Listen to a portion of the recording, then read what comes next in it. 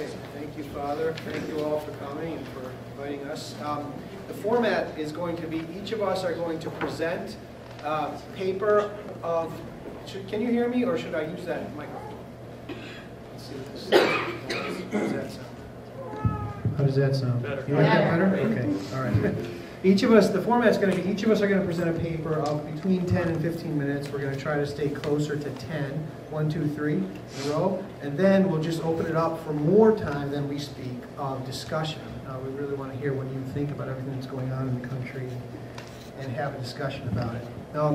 So my paper has 2 parts, and I might only be able to get through part 1 in my 10 minutes and cover the rest in Q&A. Part 1 is whether we really are on the brink of a crisis. Okay, so that was the title. I didn't pick it, but I thought to myself, is that true? And I think we are. And I'll explain why in a minute. And then part 2 of my paper is about what Pope Benedict with the Year of Faith and Archbishop Chaput with his book Render unto Caesar are asking us to do about this crisis we're on the brink of. All right, so the first one. I said that I think it's true to say we're on the brink of a crisis, and that means that we're on the brink of something that hasn't happened before. So what is that? I thought I would start by giving some examples of things that have happened recently in our country.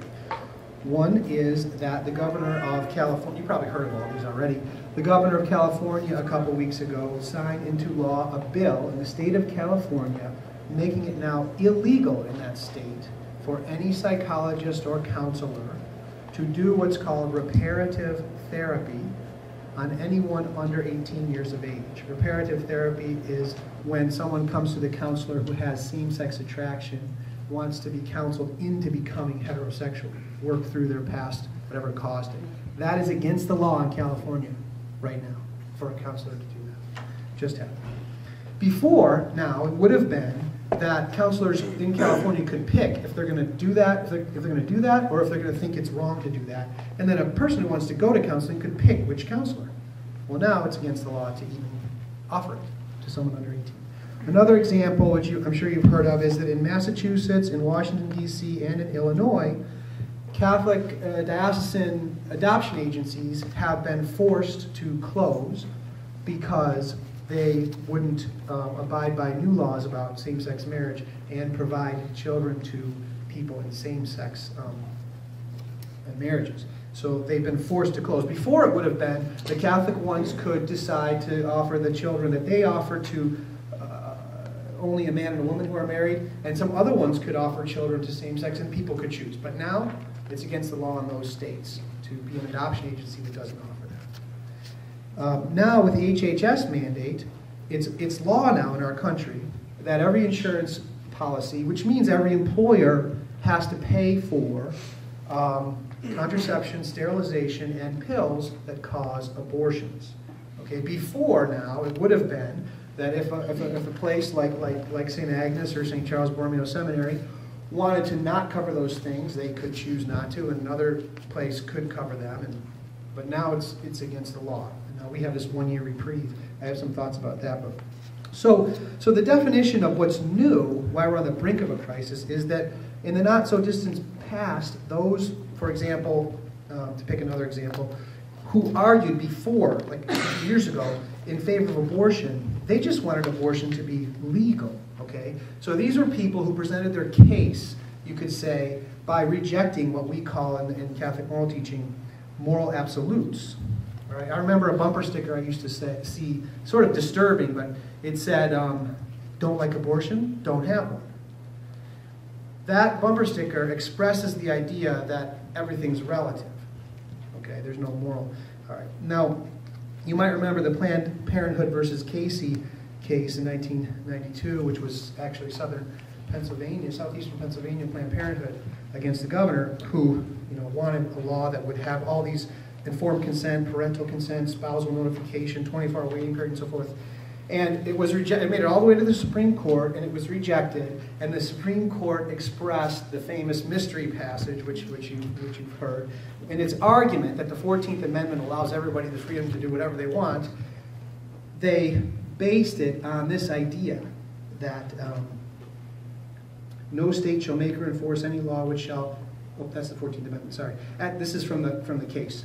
At the heart of liberty is the right to define one's own concept of existence, of meaning, of the universe, of the mystery of human life. So there's no objective meaning to those things. Everyone just gets to decide whatever meaning they want to import into those things. That was in a Supreme Court case. That's how they defended the 14th Amendment. Now, you might think, well, that's pretty bad. But the way it is now is worse than that, okay? So what that does, a statement like that rejects absolute moral truth that we creatures discover and learn to interiorize and obey.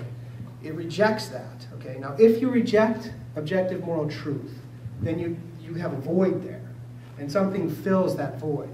And the thing which already in ancient Greece everybody knew to today, what fills the void when the truth is rejected is power. Whoever has the power decides what is true, and they impose it if there's no objective truth. That's what fills the void. The famous saying, might makes right. So, what are things like now? Well, now there is, for example, to take the example of abortion still, there is an international movement to make abortion a human right. So no longer are these power brokers arguing merely that abortion should be legal.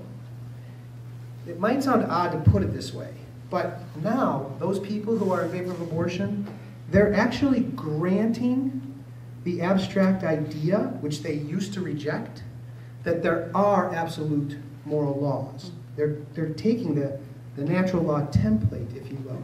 But then what they're doing, this is how I see it, my way of explaining what's happening, is they're taking the content of the true natural law out and putting in the opposite, all right?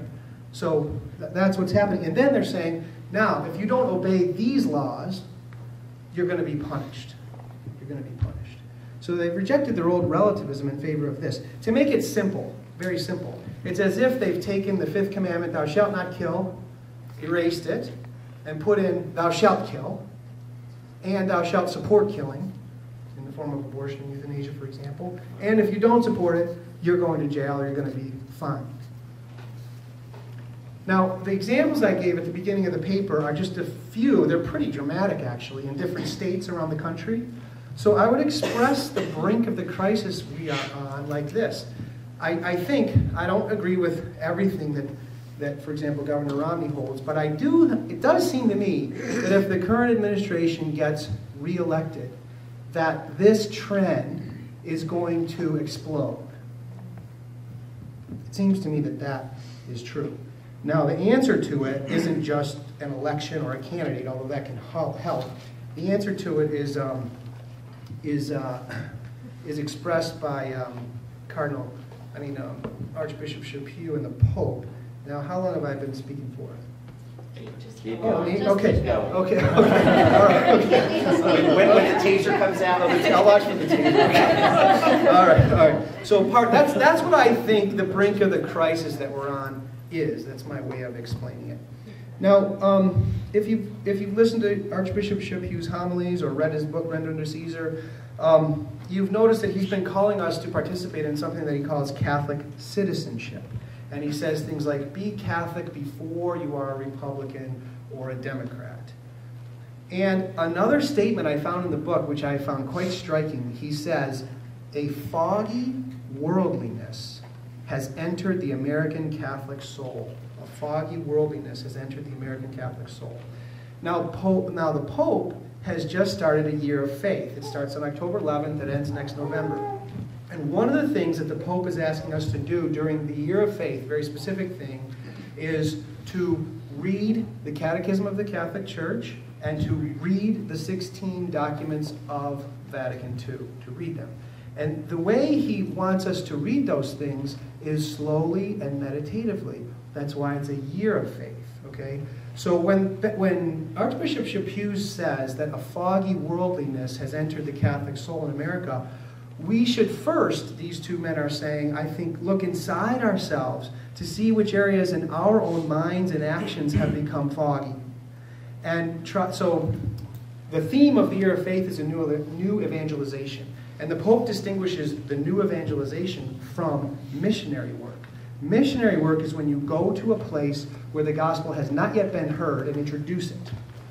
The new evangelization is evangelizing people who are baptized and think they're Christians, but don't realize that they're foggy. That's what the new evangelization is. And that's the real theme of the year of faith. And that is why, so when Archbishop Chaput says Catholic citizenship, I came up with 4 meanings, and maybe I'll just give the quick sentences and we can unpack them during the Q&A that this could mean. What does the bishop mean when he says be a Catholic before you are a Democrat or a Republican?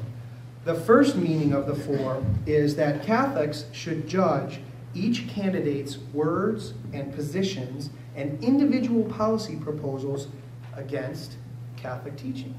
That's how we should judge each policy. And that's one thing it means. The second thing it means to be Catholic first and then a party member is that Catholics should speak in the public sphere on policy matters. And when they do, they should have the courage to speak rooted in Catholic social teaching. This is the second meaning of that. The third meaning of be Catholic, or Catholic citizenship, is that Catholics should know their faith deeply, the content of it. And that's what I think both men are saying we're all weak on.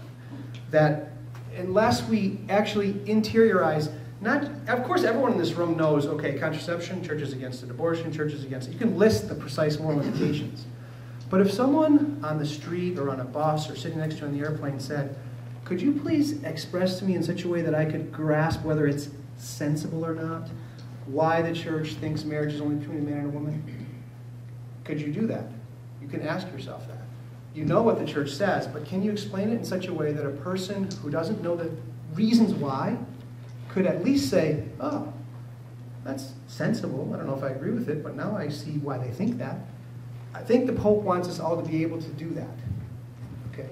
And then the fourth meaning of a Catholic citizenship is that Catholics should live according to their Catholic faith. And here, I had some more notes there, but basically, if you listen to Archbishop Chaput, I've noticed in the book and in his homilies that he puts more of a priority on living the faith than on speaking it to others. But he says we should have the courage to speak it to others. But I think what he means is it's only if people are actually living the faith in such a way that they sort of embrace it and enjoy it and it's a source of fulfillment in their life. Out of that comes more convincing speaking, and people also will see that it's worth living that way because they can see it in your life. So I think it was a funny little story. I was at a meeting once in Europe. This will be my last remark, and there was someone there from Italy, a senator, who was an agnostic, and he wrote a book with Cardinal Ratzinger called Without Roots. And he was all worried that Marcello Pera, that Europe was losing its Christian heritage, but he was an agnostic. So he said, I don't want this to happen. So he put this proposal out there that Europe should be built on the scaffolding, if you will, of Christian teaching. But he said it doesn't matter if people are actually going to church or have faith, but we should have that Christian scaffolding. And so the question arose in our group discussion, could that even work? And we all pretty much concluded, no, it couldn't work. And Cardinal Schönborn was there. I just got lucky to be at this thing. And this point came up, and they said, well, how many people would it take? See, the thing is about truth, like Catholic social teaching, in order for a truth to have like a real impact on a society, there have to be people actually living it. That's a true statement. There have to be people living it for it to have an impact on the society. So someone was saying, well, how many people, I wonder, would it take? That? And the Cardinal wasn't talking the whole time, and when he heard that, he just blurted out, 20%. And I think he meant it, I don't know if that's the right number. But so those are my remarks. That's what I think the Pope and the Bishop are calling us to, and we can discuss it later. So I turn it over to Mark.